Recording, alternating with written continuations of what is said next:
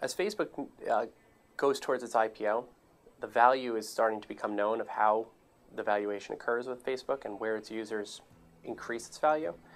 We find that students, users, anyone who uses Facebook volunteer information onto the internet. They're simply asked, what's on your mind? That's what Facebook asks, and they just answer it.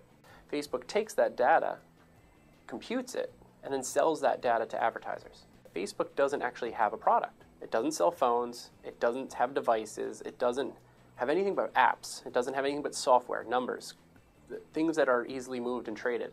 This is one of the strangest IPOs because it doesn't have a product that it's actually sharing, it's sharing users. Part of it being publicly traded means that the data you're putting in there, your privacy concerns, might also be part of the public domain, those who own the shares. So if 18% of the company is publicly shared, 18% of your data is shared publicly. So that's an interesting concept of where's our gray area? What do we give away, and how much of that is that 100% of our data is 18%, or is it 18% represents 100%?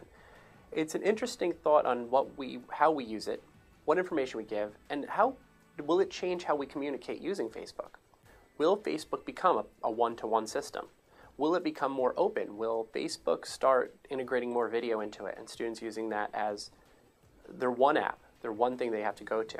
Facebook already has something called frictionless sharing, which is like readers and apps. So you could sign up for them, and the Washington Post or Gawker, and you could read an article, and it shows up in your feed.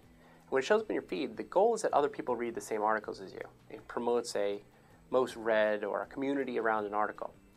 When Facebook goes public, it might change how people receive that media or how we disseminate our media, because now we have to start considering the shareholders.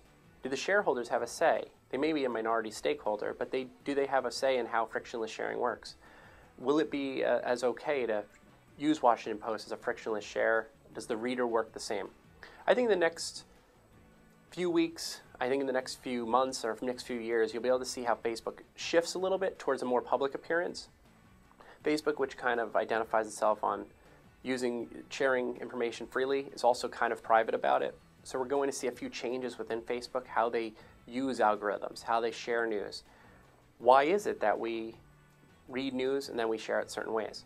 As it shifts towards a stakeholder position, you're going to see a lot of users, I don't want to say back away, but I think you're going to see a lot more users be a little more considerate to how they're sharing on it.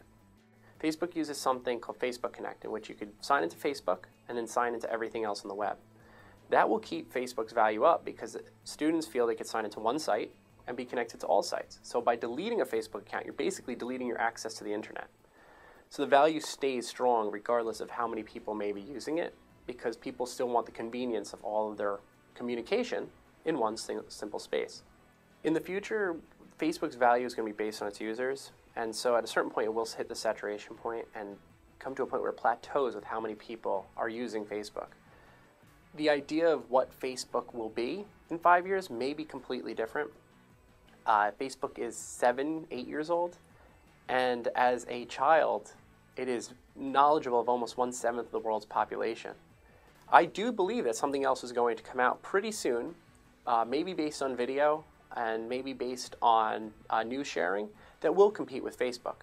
The way time passes and technology advances, we can't be naive to the idea that something else won't be here then.